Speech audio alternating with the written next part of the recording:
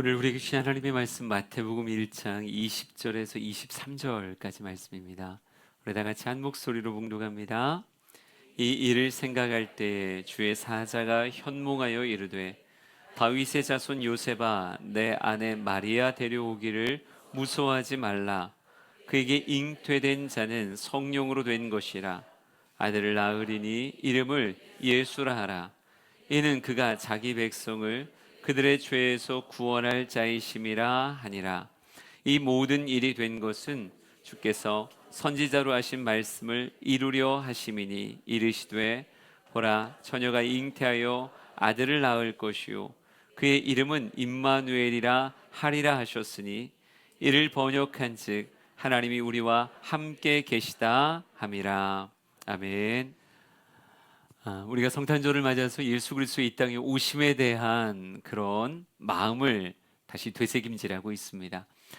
예수님을 기념하는 성탄절이라고 하는 것을 모르는 성도는 한 명도 없겠지만요, 세상의 성탄을 즐기는 모습이 너무 화려해 보이고 어찌 보면 시끄럽게 우리의 귀와 눈을 사로잡기 때문에 우리도 언뜻 예수님을 잊은 성탄을 보낼 수도 있거든요.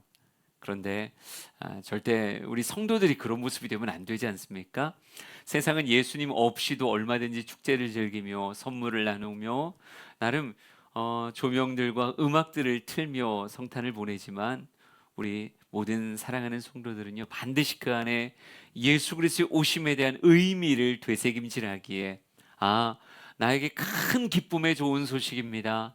내 인생에 수많은 좋은 소식이 있었지만 예수님이 이 땅에 오심보다 큰 좋은 소식은 없습니다. 믿음의 고백을 나눌 수 있는 우리 모든 성도가 되었으면 좋겠습니다. 과연 성탄절에 우리가 꼭 기억해야 되는 성탄의 의미가 과연 무엇일까요? 제일 먼저 여러분에게 이렇게 말할 겁니다. 우리 마태복음 1장 21절 말씀 같이 읽습니다. 시작. 아들을 낳으리니 이름을 예수라 하라. 이는 그가 자기 백성을 저희 죄에서 구원할 자이심이라 하니라. 아멘. 온 백성에게 미칠 큰 기쁨의 좋은 소식이라고 선포했거든요. 우리 모든 사람에게 미쳐지는 큰 기쁨의 소식이 무엇인가 하면 제일 먼저 예수의 이름에 담긴 그 의미를 설명하기를 원합니다. 예수라고 하는 이름의 뜻을 성경은 이렇게 말합니다. 그가 자기 백성을 저희 죄에서 구원할 자이다 라는 의미가 예수라고 하는 이름 안에 담겨져 있다는 거예요. 예수님은 이 땅에 그저 놀러 오신 것이 아니라 사명을 담고 그것을 이루려고 오셨다고 성경은 선언합니다. 예수님이 담고 오신 이 땅의 사명은 다른 게 아니라 저희 죄에서 저희들을 구원하겠다라고 하는 구원자의 사명을 가지고 오셨다는 거죠. 우리가 죄를 싫어하죠. 여러분 표정 보세요. 얼마나 죄를 싫어하게 생겼나. 우리는 죄를 분명히 싫어하지만요, 참 안타까운 건 죄 짓지 않고 산 사람이 단 한 명도 없더라고요. 때로는 죄가 주는 달콤함에, 때로는 죄가 주는 이득 앞에, 때로는 외면하며 그 죄를 범할 때가 생각보다 많았다는 거죠. 우리의 삶의 죄라고 하는 것이 얼마나 지독한 삭슬 요구하는지 우리는 때로는 간과하며 죄의 그 달콤함에 취해 죄를 범할 때가 우리의 인생에 있었어요. 그런데 이 죄에 대해서 예수 그리스도께서 우리의 삶을 정죄하지 아니하시고 오히려 우리의 삶을 구원하기 위하여 이 땅에 찾아오시며 자신의 삶을 내어주셨다라고 성경은 선언하고 있습니다. 우리의 삶의 죄를 용서하기 위해서 이 땅에 찾아오신 예수 그리스도, 그분이 이 땅에 오셨음 그 자체가 우리에겐 큰 기쁨의 좋은 소식이 되는 거예요. 성경이 말하는 의미들을 한번 되짚어 봤으면 좋겠습니다. 마가복음 10장 45절 그리고 요한복음 3장 16절을 우리 한 번에 한번 읽어볼게요. 시작. 인자가 온 것은 섬김을 받으려 함이 아니라 도리어 섬기려 하고 자기 목숨을 많은 사람의 대속물로 주려 함이니라. 하나님이 세상을 이처럼 사랑하사 독생자를 주셨으니 이는 그를 믿는 자마다 멸망하지 않고 영생을 얻게 하려 하심이라. 아멘. 아멘. 우리가 지난주에 간음의 현장에서 잡힌 한 여인의 이야기를 나누었습니다. 한 여인을 데리고 와서 사람들이 막 그 여인에게 손가락질을 하면서 말하더라고요. 율법에는 이런 여자는 돌로 치라고 말했는데 지금 돌 던질까요? 격한 숨을 내쉬며 그 여인에게 돌 던지겠다고 수많은 사람들이 모여왔었습니다. 우리는 내 죄에는 둔감하지만 타인의 죄에 대해서는 굉장히 민감하거든요. 저 사람 돌 맞아 죽을 사람이라는 거예요. 정의의 심판을 내려야 된다는 거죠. 그리고 그것에 나도 일조하겠다고 돌멩이 들고 그들은 곁에 서 있었습니다. 그런데 예수님께서 말씀하시죠. 너희 중에 죄 없는 자가 먼저 돌로 치라. 죄 없는 사람이 있으면 돌을 던져라 라고 말했을 때 성경은 그들의 양심이 그들로 하여금 돌을 다 떨구고 돌아가게 했다 이렇게 말하고 있습니다. 그래요. 아무도 돌 던질 수 있는 깨끗한 사람이 없었어요. 단 한 명도 그 여인에 대해서 너는 죄인이다 나는 아닌데 라고 말할 수 있는 사람이 한 명도 없었다라고 말하고 있습니다. 그런데 성경엔 예수님과 그 여인만 남았다고 이야기하고 있거든요. 근데 우리가 예수님이라고 하는 그분은 성경을 보면 한결같이 시험을 받았지만 죄는 없다 이렇게 말씀하세요. 그러면 오직 그 여인에게 돌을 던질 수 있는 사람이 있다면 딱 한 분 예수님밖에 없거든요. 죄에 대해서 정죄할 수 있고 심판할 수 있는 삶의 권세는 죄 없으신 예수님밖에 없는데 예수님이 그 여인에게 이렇게 말하더라고요. 나도 너를 정죄하지 않으니 가서 다시는 죄를 짓지 말라라고 말씀합니다. 정죄할 수 있는 유일한 대상이신 예수님께서 정죄하지 아니하시고 오히려 그에게 다시 한 번의 삶의 기회를 예수님의 언어를 통해 그에게 새롭게 주어지고 있다는 거죠. 그걸 이렇게 표현할 거예요. 정죄하시 않으신 주님께서 그 여인을 사랑하셨다 이렇게 말하려고요. 오늘 성경도 이렇게 말하고 있습니다. 하나님이 세상을 이처럼 사랑하사 독생자를 주셨으니 이는 그를 믿는 자마다 멸망하지 않고 영생을 얻게 하려 하심이라. 주님은요 마땅히 정죄받아야 될 모든 죄인들을 그저 심판하셔도 되는데 심판하지 아니하시고 우리에게 오히려 사랑하시며 영생의 기회를 자신의 삶을 통해 주셨다고 성경은 선언하고 있습니다. 그 실제의 사건이 우리가 잘 아는 예수의 십자가의 사건이죠. 우리의 생명을 그분이 대신 죄값 치르시며 우리를 살려내신, 그래서 예수의 십자가를 뭐라고 성경은 표현하냐면요 많은 사람의 대속물이다 이렇게 말해요. 자기 목숨을 대속물로 내어주셨다라고 말하고 있습니다. 여러분 성경은 예수님의 오심이 온 백성에게 미칠 큰 기쁨의 좋은 소식이다라고 말하고 있어요. 왜 그렇습니까? 우리가 다 죄를 지었는데 다 지옥 갈 수밖에 없는 죄의 삭슬 가진 인간들이었는데 우리를 위하여 친히 대속물이 되어주시며 사망에서 생명으로 옮겨주시는 놀라운 사랑을 우리에게 베풀어 주셨다는 것이요. 우리 사랑하는 성도들이 예수님이 내 죄 씻기 위해서 이 땅에 오셨음을 기억하셨으면 좋겠습니다. 그리고 감사하셨으면 좋겠습니다. 그래요.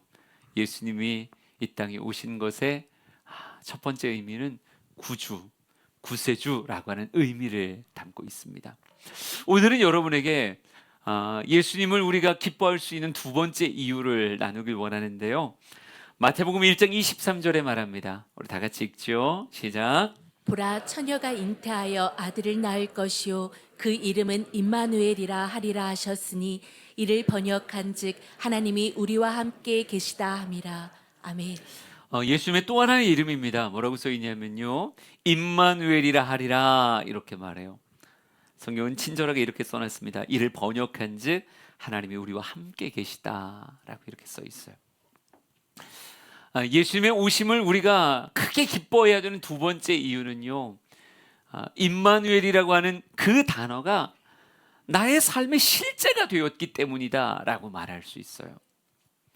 아마 참 많은 사람들이요 하나님을 믿노라라고 얘기하면서도 궁금증을 가질 수도 있을 것 같아요. 왜냐하면 하나님이 이 천지를 창조하셨다, 이 모든 만물을 창조하셨다, 그러기에 하나님은 살아계신다, 역사하신다, 이거에 대해 궁금증을 가진 사람은 없겠죠. 우리 성도들은 다 창조주 하나님을 분명히 믿어요. 역사는 하나님을 분명히 믿습니다. 그런데 그 하나님이 과연 내 인생에 개입하셔서 나와 함께 하실까? 그렇게 크고 위대하신 주님이 이 우주의 작은 미물 같은 내 인생을 관심 가지고 내 인생에 찾아오셔서 함께 하실까 하는 것, 이것에 대해서 많은 사람들의 마음속에 진짜 주님이 나를 찾아오실까? 이런 물음표를 가지고 인생을 살죠. 그런데 임마누엘이라고 하는 이 사건은요, 예수님이 실제로 이 역사 가운데 비집고 들어오시며 멀리 계신 하나님이 아니라 바로 내 곁에 계신 하나님, 심지어 그를 만질 수도 있고 그의 이야기를 내 귀로 담을 수도 있고 그분과 함께 먹고 마시고 다양한 삶의 경험을 함께하는 그런 임마누엘의 현현으로서의 예수 그리스도를 성경은 우리에게 보여주고 있다라고 하는 거죠. 임마누엘의 실제, 하나님이 멀리 계시고 높이 계신 주님이 아니라 바로 내 곁에 오셔서 바로 내 눈앞에 계신 그런 내 인생의 임마누엘을 실제로 보여주는 사건이 성탄의 성육신 사건이다라고 하는 거예요. 우리 마태복음 2장 말씀 한번 볼까요? 2장 9절에서 11절입니다. 같이 읽어보죠. 시작.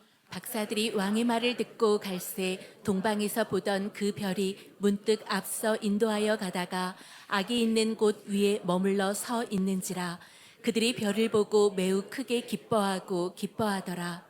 집에 들어가 아기와 그의 어머니 마리아가 함께 있는 것을 보고 엎드려 아기께 경배하고 보배압을 열어 황금과 유향과 모략을 예물로 드리니라. 아멘.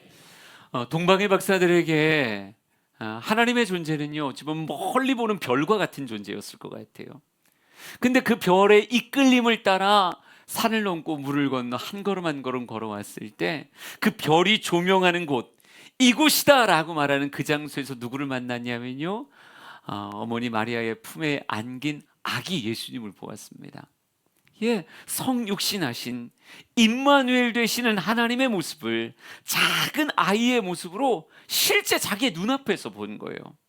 멀리 별과 같은 존재가 아니라 바로 내 눈앞에 있는 하나님의 모습으로서의 예수 그리스도.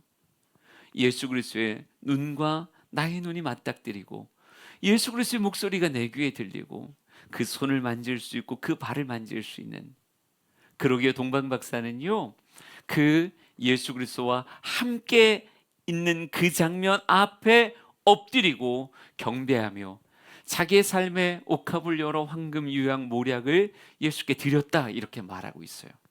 그들에게 보배합을 열어 바칠 만큼의 감격이 뭐였는가? 멀리 계신 하나님이 아니라요, 바로 내 눈앞에 계신 하나님, 바로 내 손끝 앞에 계신 그 하나님, 어찌 보면 임마누엘을 아주 철저하게 자신의 삶에서 느꼈기에 그 감격, 그 행복 앞에 보배합을 열 수 있었던 거죠. 우리 누가복음 2장도 한번 봅시다. 16절부터 20절까지의 말씀을 한번 보죠. 같이 읽습니다. 시작. 빨리 가서 마리아와 요셉과 구유에 누인 아기를 찾아서 보고 천사가 자기들에게 이 아기에 대하여 말한 것을 전하니 듣는 자가 다 목자들이 그들에게 말한 것들을 놀랍게 여기되 마리아는 이 모든 말을 마음에 새기어 생각하니라. 목자들은 자기들에게 이르던 바와 같이 듣고 본 그 모든 것으로 인하여 하나님께 영광을 돌리고 찬송하며 돌아가니라. 아멘. 목자들이 천사들이 나타나 이야기한 그 말 그대로 아기 예수를 만나기 위해 아주 빨리 가서 이 구유에 누인 아기를 찾았다 이렇게 말하고 있어요. 정말 찾으니 찾아지고 그 예수를 만나게 됩니다. 만나게 됐을 때 성경 말씀은요, 이르던 바와 같이 듣고 본 모든 것을 인하여 하나님 앞에 영광 돌리며 찬송했다 이렇게 말하고 있어요. 그들의 가슴 안에 있었던 이 뭔가의 뭉클함의 그 환희를 여러분 경험하셔야 돼요. 지금 이 목자들에게는요, 어찌 보면 인간 왕도 만날 수 없는 존재거든요. 세상의 조그만 유력자들도 목자들 만나주지 않는데 천사가 와서 얘기하는 거죠. 온 백성에게 미칠 큰 기쁨의 좋은 소식이 있다. 너희를 위하여 구주가 나셨으니 곧 예수시라 라고 하는 말 앞에 진짜 그 예수를 내가 만날 수 있다고요? 그래서 급히 달려갔죠. 달려가서 이 아이를 찾으니 진짜 찾아지고 천사들의 수종들은 예수 그리스도 그 모습 앞에 그들은 굽혀 경배하며 내가 예수를 보았다, 내가 예수님과 함께 있었다라고 하는 것 안에 흥분된 찬양이 있었다라고 말하고 있어요. 여러분, 멀리 계신 하나님이 아니라 저 별과 같고 저 땅 끝에 있을 것 같은 하나님이 아니라 성육신의 사건을 통해 이 첫 번째 크리스마스의 사람들은요, 자기의 곁에 찾아오신 바로 내 손 닿을 곳에 계신 임마누엘의 하나님을 그들은 만나고 있다라고 하는 거예요. 여러분, 복음서는요, 예수와 함께 했던 수많은 사람들의 삶의 모습을 기록하고 있습니다. 함께 먹었고 함께 대화했고 그 품에 기대 안기기도 했고요, 그분과 함께 걸으며 심지어 배를 타고 돌아다니기도 했고, 정말 그분의 목소리를 내 귀에 담으며 내 가슴에 담는 그런 놀라운 경험들이 복음서 내내 그들에게 주어졌어요. 곧 임마누엘에 하신 하나님의 모습을 그들은 삶으로 누렸다, 이렇게 말할 수 있습니다. 여러분, 성탄절이 왜 귀하냐, 왜 우리에게 기쁨이냐? 우리의 죄를 구원하시기 위해서 아기 예수가 찾아오셔서 내 곁에 내 삶에 함께 해주셨다라고 하는 것이 아주 큰 기쁨이다라고 하는 거죠. 여러분, 복음서는요, 특별히 마태복음은 임마누엘로 시작해서 임마누엘로 끝나요. 전체가 다 함께 하시는 하나님의 모습을 아기 예수를 통해서 우리에게 보여주고 있다는 겁니다. 마태복음 28장 17절부터 20절까지도 한번 읽어볼게요. 같이 읽습니다. 시작. 예수를 배웁고 경배하나 아직도 의심하는 사람들이 있더라. 예수께서 나와 말씀하여 이르시되 하늘과 땅의 모든 권세를 내게 주셨으니 그러므로 너희는 가서 모든 민족을 제자로 삼아 아버지와 아들과 성령의 이름으로 세례를 베풀고 내가 너희에게 분부한 모든 것을 가르쳐 지키게 하라. 볼지어다 내가 세상 끝날까지 너희와 항상 함께 있으리라 하시니라. 아멘. 아멘.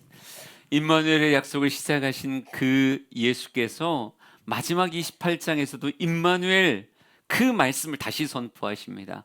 내가 세상 끝날까지 너희와 항상 함께 있을 것이다 라고 말씀하세요. 그리고 이 약속이 결코 예수의 성육신의 시대를 살아갔던 그 사람들에게만 한정된 것이 아니다라고 하는 것을 우리에게 보여주기 위해 정말 말씀대로 임마누엘을 모든 성도가 누리게 하시기 위해서 무엇을 시작하시는가? 방금 말씀에서 있었지만요, 성령의 시대를 여십니다. 성령의 시대.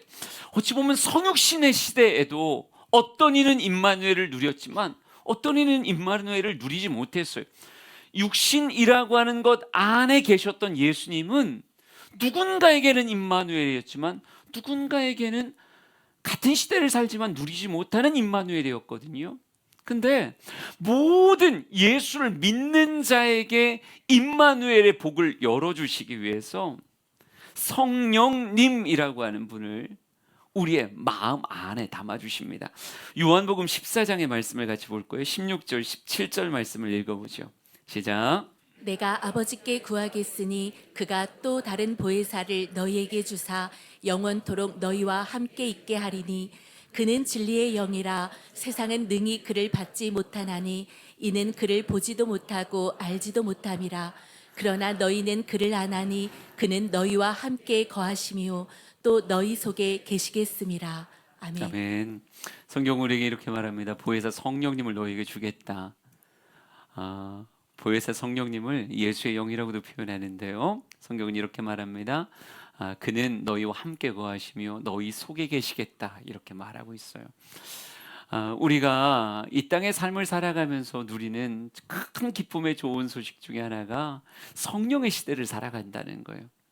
그러니까 임마누엘이라고 하는 단어를 우리 모든 성령 시대 사람은 내 안에 계신 성령님으로 실제 누리고 살아간다는 거죠. 우리가 히브리서 말씀인가요? 구약의 모든 사람들이 신약의 성도들을 부러워한다는 표현이 있습니다. 왜 그럴까요? 구약의 성도들은 그 사람이 다윗이건 그 사람이 모세이건 다니엘이건 그 어떤 훌륭한 인물들도 뭘 누리지 못했는가? 예수 그리스도를 통해서 열어주신 성령의 시대를 누린 사람은 단 한 명도 없어요. 한 사람 한 사람에 임재하셔서 그의 삶을 임마누엘 하시는 성령의 역사를 구약의 성도들은 누릴 수 없었다고요. 그런데 성육신하신 예수 그리스도께서 내가 세상 끝날까지 너희와 함께 할 것이다 라고 말씀하며 너희에게 보혜사 성령님을 너희 속에 두시겠다라고 말씀해 주셨습니다. 우리 사랑하는 성도들이 이 땅의 삶을 임마누엘 하시는 주님을 누리고 살았으면 좋겠습니다. 예수를 주로 시인하는 모든 사람의 마음에 성령님이 찾아오시고요, 성령의 충만함을 갈망하는 자들은 정말 임마누엘 하시는 그 주님의 역사를 한 걸음 한 걸음 누릴 수가 있어요. 인생의 큰 복이라고 분명히 믿습니다. 캠피스가 이런 말을 합니다. 예수와 함께 살아가면 모든 일은 선하게 되고 모든 일은 감당할 수 있는 어려움 없는 일이 되지만 예수가 없는 인생은 모든 것이 힘들게 된다, 이렇게 표현해요. 우리가 예수와 임마누엘 한다고 얘기하면요, 내 삶의 모든 건 그분의 손길 아래에 있기에 선할 수밖에 없고 감당할 수밖에 없지만 예수가 없다면, 예수 없이 돈을 가지고 있어도 인생은 쉽지 않고 명예를 가지고 있어도 쉽지 않다고 말하는 거예요. 우리 사랑하는 성도들이 예수님을 임마누엘로 누리는 성령의 시대를 살아가고 있기에 그 복을 삶으로 실제로 누리게 되기를 간절히 소망합니다. 이 이야기를 좀 표현하기 위해서요, 좀 약간 생뚱맞은 것 같지만 본문 하나를 가져왔거든요. 요한복음 13장의 이야기를 한번 읽어봅시다. 13장 21절부터입니다. 시작. 예수께서 이 말씀을 하시고 심령이 괴로워 증언하여 이르시되 내가 진실로 진실로 너희에게 이르노니 너희 중 하나가 나를 팔리라 하시니 예수의 제자 중 하나 곧 그가 사랑하시는 자가 예수의 품에 의지하여 누웠는지라. 시몬 베드로가 머릿짓을 하여 말하되 말씀하신 자가 누구인지 말하라 하니 그가 예수의 가슴에 그대로 의지하여 말하되 주여 누구니이까. 내가 떡 한 조각을 적셔다 주는 자가 그니라 하시고 곧 한 조각을 적셔서 가롯 시몬의 아들 유다에게 주시니. 아멘. 아멘. 예수님의 제자들이 있죠. 예수님의 제자들이 우리가 12제자라고 알고 있는데 이 짧은 본문 가운데서요, 가룟 유다라고 하는 사람은 예수님을 자신의 삶에서 밀어내요. 물론 돈을 받게 되죠. 돈을 받고 예수를 자신의 삶에서 밀어내는 그런 존재로 가룟 유다의 이름이 기록되어 있습니다. 그런데 가룟 유다만 있는 게 아니라 오늘 성경에 보면요, 23절에도 그가 사랑하시는 자가 예수의 품에 의지하여 누웠는지라 이렇게 표현해요.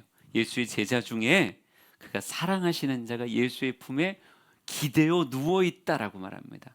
이건 25절에도 써 있어요. 그가 예수의 가슴에 그대로 의지하여 말하되 이렇게 써 있습니다. 그러니까 한 제자는 예수님의 품에 기대고 파고드는 존재가 있는가 하면요, 한 존재는 내 삶에 가까이 있는 그 예수를, 돈 욕심의 예수를 밀어내는 사람이 있어요. 성령의 시대를 살아가면서 우리 성도들의 삶도 어찌 보면 크게는 이렇게 양분하여 표현할 수 있지 않을까 하는 생각이 들어서 이 본문을 여러분에게 소개하는 겁니다. 예수의 품에 파고드는 자, 예수를 삶에서 밀어내는 자, 임마누엘 하시며 나와 함께 하시는 그 주님인데, 누군가는요 예수의 가치를 몰라 세상 돈이 더 좋은 것 같아서 자신의 삶에서 예수를 밀어내는 존재가 있단 말이에요. 그게 가룟 유다 같은 존재죠. 예수님만 밀어내면 돈이 생길 것 같고 예수님만 밀어내면 더 재밌을 것 같은 그런 묘한 충동에 예수를 밀어내는 자가 있는가 하면, 주께서 사랑하시는 자라고 하는 표현은 사도 요한의 자기 고백적 표현입니다. 다른 제자들은 인정하지 않는, 그래서 유일하게 복음서에만 계속 그렇게 표현되어져요. 자기 이름을 쓸 그 장면에 늘 주께서 사랑하시는 자, 이렇게 스스로 표현을 하거든요. 근데 요한에게는요, 예수님 그분의 품에 자꾸 파고 들어가 기대는 그런 모습을 성경은 묘사하고 있습니다. 여러분, 요한하고 예수님하고 누가 나이 더 많은 줄 아세요? 예, 요한이 나이가 더 많다는 게 정설입니다. 나이가 더 많은 그 요한이 예수 그리스도의 품에 파고드는 거예요. 그리고 품에 기대어서 자신의 모습을 보여주고 있어요. 저는 성령 시대를 살아가는 우리 주영의 성도들의 모습이 가룟 유다를 닮지 않았으면 좋겠고요. 여러분이 이 사도 요한의 이 사랑에 목마른 모습을 담았으면 좋겠습니다. 우리도 다 자녀 키우는데 자녀들 성격이 다 다르잖아요.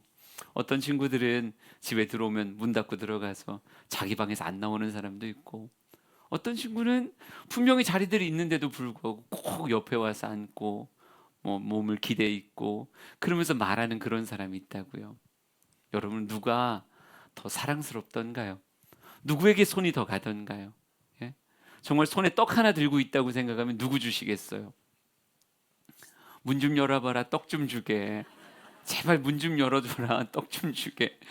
사정해서 그 아이의 입에 넣어주시겠습니까? 아니면 내 품에 기대서 정말 내가 좋다는 표현을 그렇게 하는 그 친구의 입에 떡을 넣어주겠어요? 저는 우리 주양의 성도들이 신앙생활하며 이 땅의 삶을 살아갈 때 똑같이 예수의 제자지만 예수를 밀어내는 가룟 유다가 아니라 예수의 품에 기댈 수 있는 사도 요한 같은 신앙생활을 했으면 좋겠습니다. 그러니까 임마누엘은 우리가 공통적으로 누리는 복임에도 불구하고 이 복을 정말 삶의 유익으로 간직하는 자가 있는가 하면 이 복을 받았음에도 누리지 못하는 사람이 있어요. 분명히 복을 받았는데, 임마누엘의 복을 받았는데 누리지 못하는 사람이 있다고요. 우리 그런 사람이 아니라 온전히 누리게 되길 원하는데 그 누림의 실제적인 모습을 이렇게 표현해 보려고 합니다. 요한복음 13장 4절 5절, 우리가 잘 아는 세족식의 장면을 볼게요.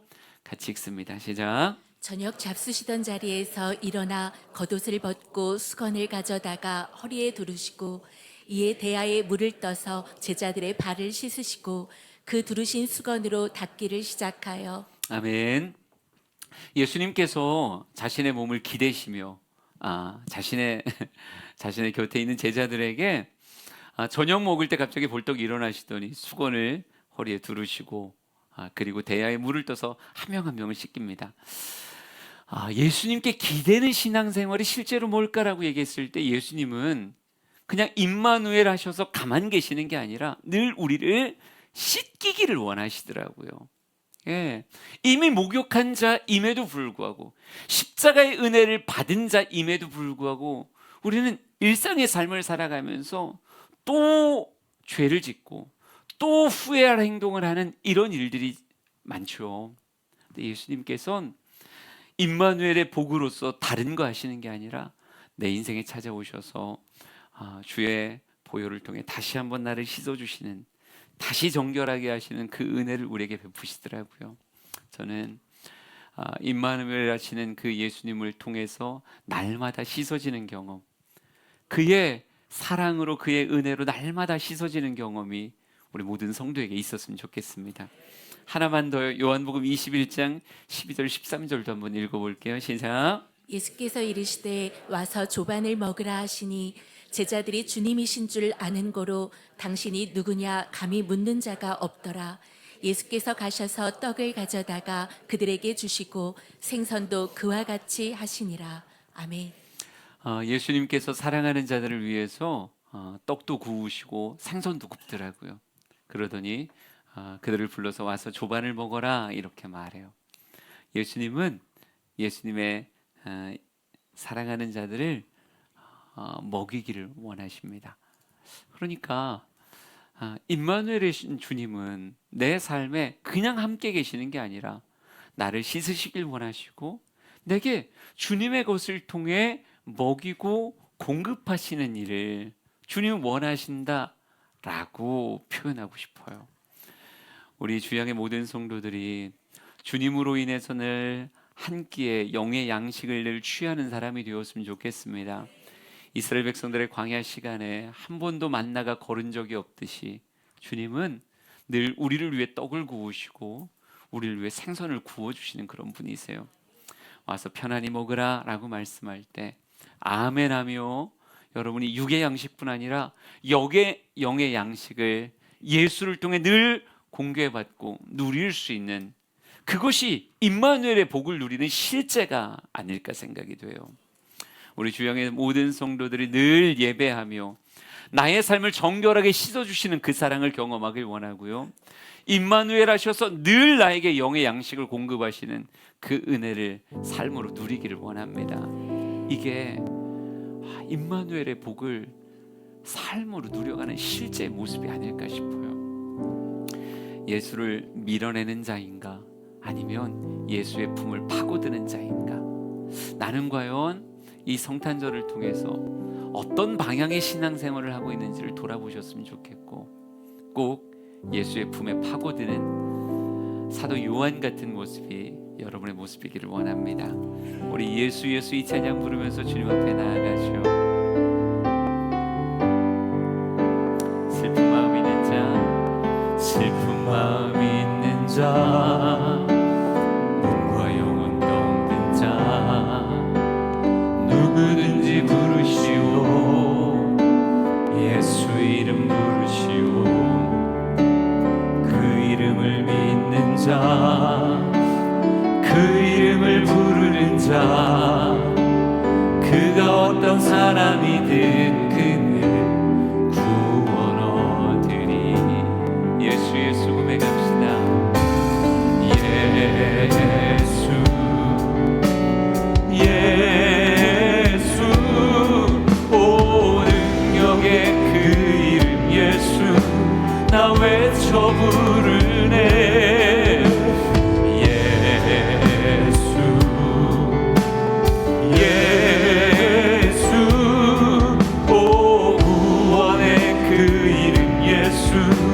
나 외쳐 부르네.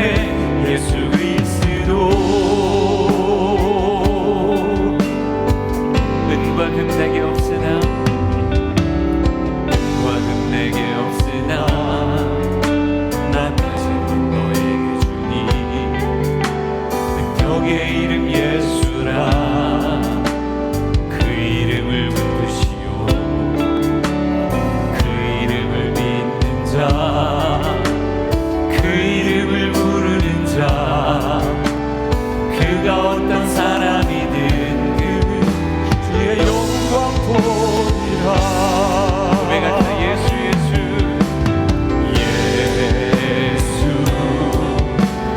예수 오 능력의 그 이름 예수, 나 외쳐 부르네.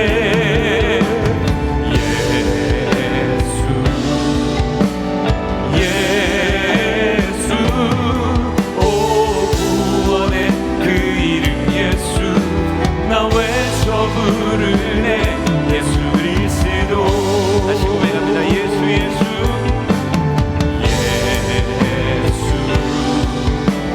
예수 예수 오 능력의 그 이름 예수, 나 외쳐 부르네.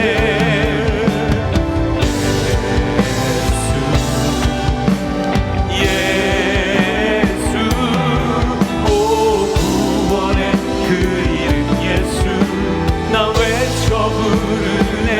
예수 그리스도. 우리 시간 같이 기도합시다. 분명히 주님께서는 성육신하시며 우리에게 성령의 시대를 열어주셨고 임마누엘의 복을 우리에게 실제로 허락하셨습니다. 과연 나와 함께 하시는 그 하나님을 나는 내 인생으로 그 품 안에 파고들고 있는지, 아니면 내가 오신 예수님을 밀어내고 있는지, 가룟 유다 같은 신앙생활인지 사도 요한 같은 신앙생활인지 돌아보길 원하고요, 주님 주의 품에 안기길 원합니다라고 고백하는 그런 다짐이 있기를 원합니다. 우리 같이 기도하겠습니다. 거룩하신 주여,